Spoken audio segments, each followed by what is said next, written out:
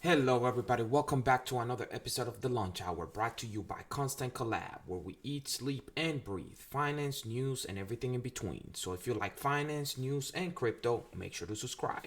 We have a great show lined up for you guys today, so let's dive in. So, like always, we are going to start looking at the crypto market overall. So, right now, the market it's a little green compared to what it looked like yesterday. However, we are down about 300 billion from the highs on Wednesday. Right now, the market is sitting at 2.83 trillion dollars. The volume overall is right over 103 billion. Bitcoin dominance remains at 43%, while Ethereum sits at 19.5. So as you can see here, crypto, like I said, they actually rounded it up here. They have it at 2.84 trillion, up 2.7%. Bitcoin in the last 24 hours is up 2.75%, 6.5% for the week, sitting at 64,788. But let's see, yeah, today, Saturday morning, the top 10, they're pretty green. Avalanche is making a big move today, up 12.5%, 22.5% for the 7 day period. Litecoin is still up 35% for the 7 day period. So overall, we're looking pretty good. Wow. Crypto.com sitting at 41.5 cents, 20% up for the day, 26% for the 7 day period. That's not bad at all. Crypto.com just keeps trucking on. That's pretty impressive. But yeah, no, right now, let me see the biggest movers. Oof. IOTEX is up 58% for the 24 hour, 129 for the 7 day period. And then Crypto.com is sitting on number 2. And then LivePeer is up another 15%, 114 for the 7 day period. So yeah, and Cadena, man, this one keeps just moving. I've been eyeing it since around $10. I don't own it. I don't own it right now, but on a nice pullback, I might buy it. I might consider it. But it's up 10% for the 24 hour, 90% for the 7 day period. That's pretty impressive. But yeah, the market is pretty green for Saturday. So we'll see what happens the rest of the day. But let's dive right into the news. Right here, we have 72% of Shiba Inu holders are in profit. I mean, that is to be expected, in my opinion. Despite the main cryptocurrency, Shiba Inu is experiencing heightened price volatility in recent days, a majority of the token holders are still in profit. According to on-chain data provided by IntoTheBlock.com, 72% of Shiba wallet addresses are making money at the token price of 51 billionth of a cent by press time. I think this came out when it doesn't say. I think it came out this morning actually. But in my opinion, that's to be expected. A lot of people bought pretty low, so and then out of nowhere it skyrocketed. But it's still 18%, 20% are out of profit. But a lot of analysts are still saying that it could move to the upside here soon. So we'll see. Right now, I don't own any Shiba. I sold all of mine at around the 900th, the 90 billionth of a cent. I really don't know what that number is. But yeah, so I'm actually looking for a little pullback down to 40 or 30. I think I would rebuy back in at those numbers, but we'll see what happens. And then on other news, a Chinese politician expelled following promotion of crypto mining. So the Chinese, they're not playing with the ban, They're actually taking it seriously.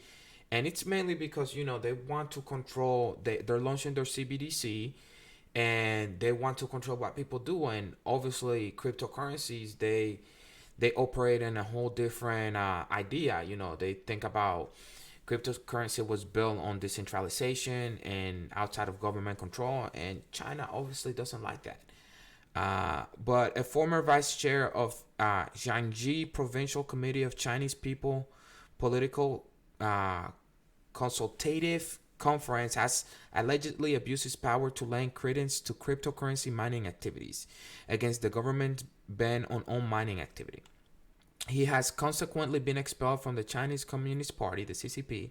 This was announced by the Central Commission for Discipline Inspection, the CCDI, on November 13th, 2021. So that was today that it happened. So obviously the Chinese, they're taking their ban seriously. So we'll see what happens there. I don't see them accepting crypto, or anything outside their CBDC anytime soon. But in the other hand, that opens another gate to a more decentralized Bitcoin. For example, after they banned it, the miners, they moved to other countries. A lot came to the U.S. and Mexico. I believe some large mining companies went to Kyrgyzstan. So it decentralized more of the mining power of Bitcoin. So that's actually a good thing for the overall Bitcoin blockchain. So at least in my opinion, and I think a lot of people agree with that. In other news, the XRPL wallet XUMM to have native fiat Paygate, here's how. This is actually really cool. I read about it a couple hours ago, and I was like, you know what? The XUMM people, they're doing some great things. But the XUMM wallet can launch fiat on ramps and off ramps for Dutch users. According to the official statement shared by the team of XRP Ledger Labs, a development studio that develops solutions for XRPL and XRP tokens, its legal entity is successfully registered with the Dutch Central Bank. So, let me see right here. As such, the core Dutch financial regulator confirmed that the XRPL Labs activity is fully compliant with all regulations in the sphere of crypto to fiat trading. So the XUMM wallet, I mean, if you're familiar with XRP and the XRPL, you probably have heard of the XUMM wallet. They are KYC, AML compliant, and obviously, the central bank, they see that they're compliant with all regulations, so they're going to be able to be an on and off ramp, and they are non-custodial, meaning that they don't hold your crypto. So if you hold XRP or any tokens on the XRP ledger and you have it on the XUMM wallet, you hold that. You are literally your own bank. And in my opinion, that's the future. And I think a lot of other non-custodial wallets will be doing the same thing, doing KYC and AML compliance to be able to be on and off ramps.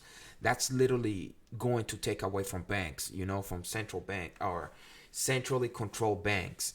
So that's a huge step in non-custodial wallets. And I think XUMM and that XRPL team, they are doing big things. They are doing big things there. But on other news, more adoption news. Kpop entertainment giant embraces NFTs. Non-fungible tokens, NFTs, have captured the attention of many leading Kpop entertainment giants. On October 4th, SHIB, the management corporation of various well-known groups such as BTS, 17, and Text, I guess, announced a partnership with Dunamu, Korea's largest leading fintech company, to integrate NFTs in the company's as one of the company's products. Following the two entertainment businesses' participation, SM Entertainment announced the distribution of content related to SM Cultural Universe Metaverse in a strategic relationship with the blockchain platform Solana. So that's huge. That's huge for Solana. I mean, you're getting adoption and you're getting big K-pop artists and companies on your platform. I think this is really big, and NFTs are in the metaverse. They're literally going to be the future, and I actually have an article about that, and that's where money's going to be pouring in the next 5 to 10 years. So, but on other news, Indian security regulators approved first ETF that will invest in crypto firm, which is funny, because India was, the past 2 to 3 years, they were talking about banning crypto and staying away, and crypto was going to be illegal. And in the recent months, they have certainly done a 180 when it comes to cryptocurrencies. But the Security and Exchange Board of India approved the Invesco CoinShare Global Blockchain ETF, making it the first of its kind in India. The said ETF in question offers exposure to global crypto and blockchain firm. The CoinShare ETF holds investment in Canadian Bitcoin miner Bitfarm, U.S. crypto exchange Coinbase Global Inc., and the world's largest corporate crypto holder, MicroStrategy. So yeah, that's just going to allow people in India to invest, in a more diversified portfolio by investing into this ETF. So I think that's awesome. But the metaverse is the next big investment theme, according to Morgan Stanley. Investment bank Morgan Stanley has stated that the metaverse is now the next big investment theme. In a note directed to investors on Thursday, strategists from the bank believe this alternate conception of reality is amassing important interest from companies like Meta, formerly known as Facebook, and Microsoft, which are already trying to grasp the concept. Some of these companies are already capitalizing on it. Yeah, I mean, Facebook, Microsoft, Nike's launching apparel on the metaverse. I think Burger King, McDonald's, they are definitely launching NFTs. So they're probably going to move to that area too. And, I see Zoom having virtual meetings and moving more to a metaverse kind of like theme and whatnot. So a lot of companies, they are definitely going to move into this realm of reality.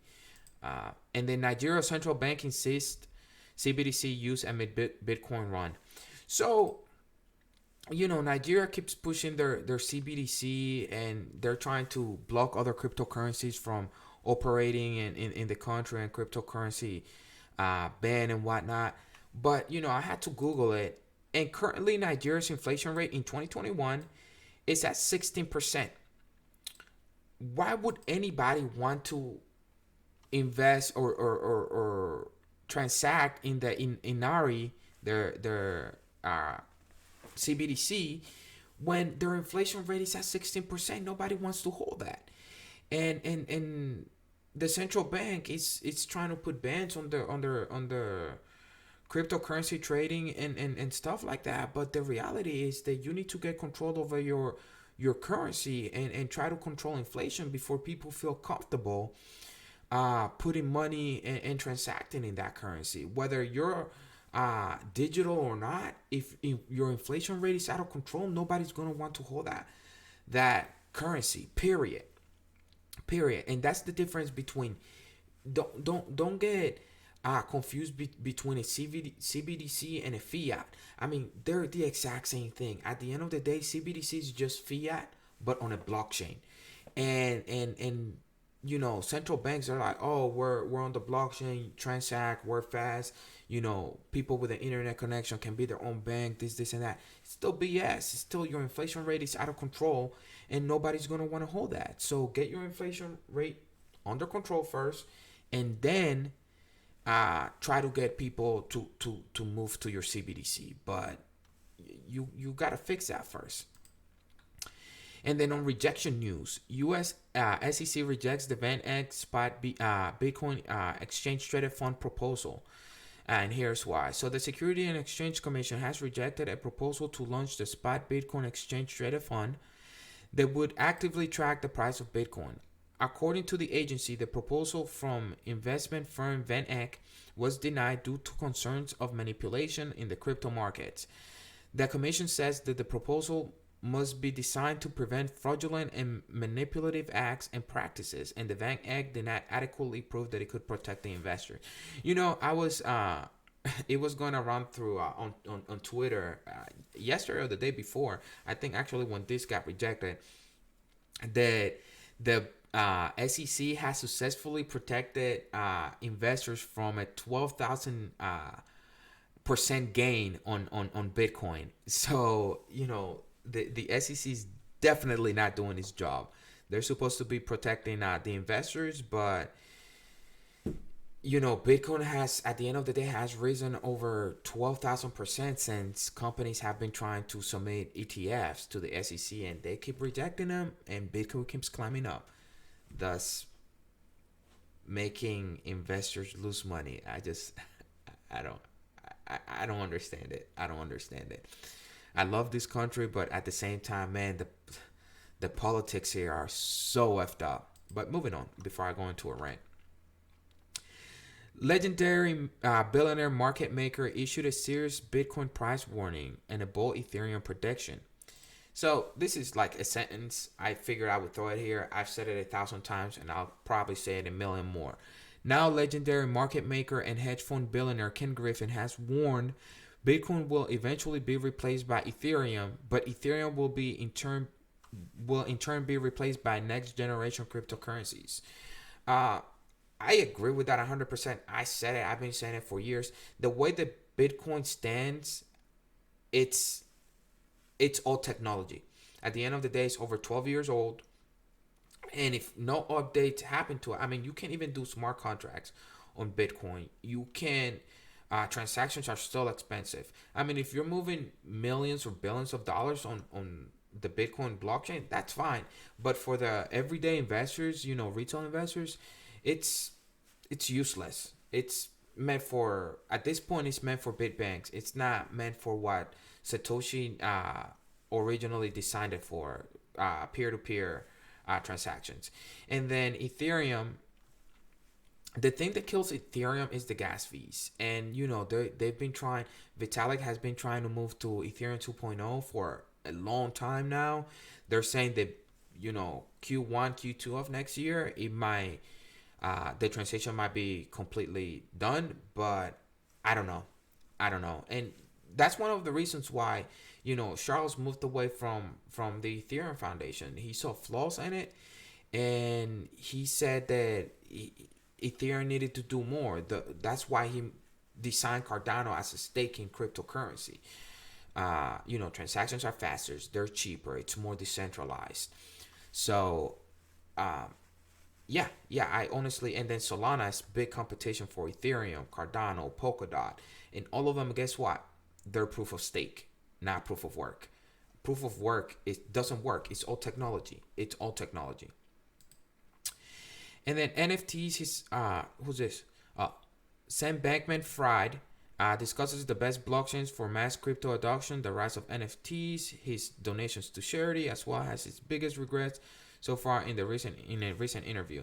So he's the founder of FTX, or the CEO of FTX, and then he talks about how Solana is more superior than Ethereum. I just mentioned that, but this is a quote here that I really find interesting. Solana is one of the few currently existing public blockchain that has a really plausible roadmap to scale millions of transactions per second at a fraction of a penny per transaction, which is the scale that you need for this, for blockchain and to do a large number of transactions. And I honestly do think that Solana could dethrone Ethereum. I really think so. Again, Solana, Polkadot, Cardano, they're really up there. And I would even put VeChain in that category. VeChain is doing big things. I think in the next 3 days, they should be updating their blockchain to volume 3, I think it is. POV 3 or something like that. So, yeah, I mean, I agree with that 100%. I agree with that 100%. And then the last article for the day, Elon Musk has sold almost $7 billion worth of Tesla stock this week. Is there a Bitcoin connection? No, there's not a Bitcoin connection. I'm just going to summarize the article.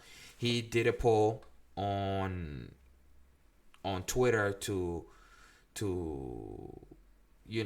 make a point about unrealized capital gains. And then, but let me read it real quick.